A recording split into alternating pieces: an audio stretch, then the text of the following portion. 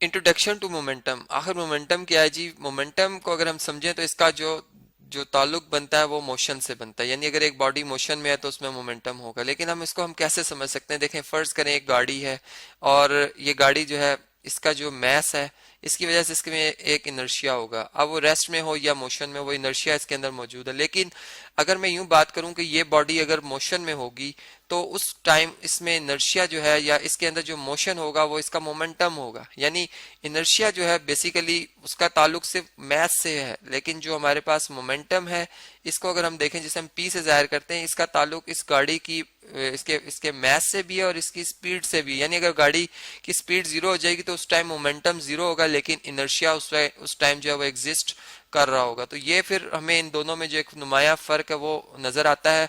और फिर ये कि जो मोमेंटम होता है ये एक वेक्टर क्वांटिटी है, चूंकि एक जिस डायरेक्शन में एक स्ट्रेट पाथ पे गाड़ी, कार या कोई ऑब्जेक्ट मूव कर रहा होता है, ये उसी हिसाब से उसी डायरेक्शन में मोमेंटम जो है उसके अंदर मौजूद होता है। यानी हम यूं बात करते हैं कि अगर फर्ज करें कि एक हमारे पास ऑब्जेक्ट है, बल्कि दो डिफरेंट ऑब्जेक्ट्स पहले लेते हैं जी हम, और हम यूं बात करते हैं कि एक ऑब्जेक्ट का मैस दूसरे ऑब्जेक्ट के मैस से कम है। फर्ज करें ये कार है और अब मैं एक ट्रक बनाता हूँ जी, जिसका कि मैस जो है इस कार के मैस से काफी ज्यादा है। अब ऐसा होगा कि अगर ये जो ट्रक है, ये कार या जो भी बस मूव कर रही है, अब अगर इसके मैस को देखें तो ये फर्ज करते हैं हम कि ये जी 10,000 केजी है, ठीक है। जबकि कार का अगर हम मैस देखें तो ये हमारे पास सिंपल जो है वो 500 केजी होगा।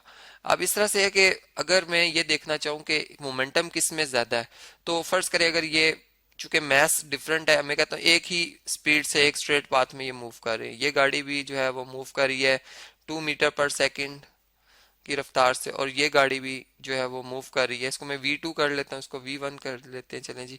ये गाड़ी मूव कर रही है 2 मीटर पर सेकेंड की रफ्तार से। तो इसमें जो मोमेंटम की मिकदार होगी, यानी अगर मैग्नीट्यूड के हवाले से बात करें तो मास और वेलोसिटी का प्रोडक्ट ले लेते हैं, 500 kg को मल्टीप्लाई कर लेते हैं 2 मीटर पर सेकेंड से, तो हमारे पास ये वैल्यू जो बन जाती है, ये बन जाएगी जी 1000 मीटर पर सेकेंड। ये हमारे पास है इस बॉडी का मोमेंटम। जबकि अगर हम इस बस का मोमेंटम देखें तो ये हमारे पास, इसको मैं P2 से जाहिर करता हूँ, ये है मैस और इसकी वेलोसिटी का प्रोडक्ट।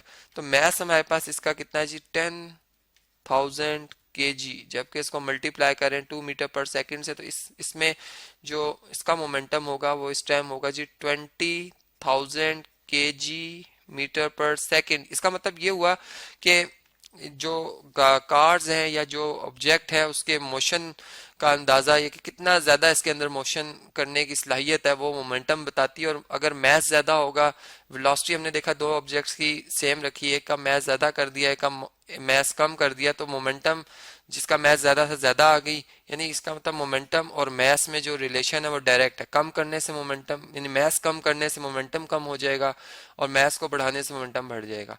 और इसी तरह अगर मैं यानी मैस को सेम रखता हूँ, यानी यही बॉडी जो कि कार जिसका मैस हमने 500 kg कहा, फर्ज करें कि अगर अब इसकी जो वेलोसिटी है वो हमारे पास V3 अब बढ़ के 4 मीटर पर सेकेंड हो जाती है, तो अब इसके अंदर जो मोमेंटम होगा जिसे मैं P3 से जाहिर करता हूँ वो क्या होगा जी, वो 500, यानी जो इसका मैस है और इसमें जो वेलोसिटी है जो कि हमारे पास 4 मीटर पर सेकेंड है वो आ जाएगी। तो ये इन दोनों को अगर मल्टीप्लाई करें तो ये बनता है जी 2000 kg मीटर पर सेकेंड।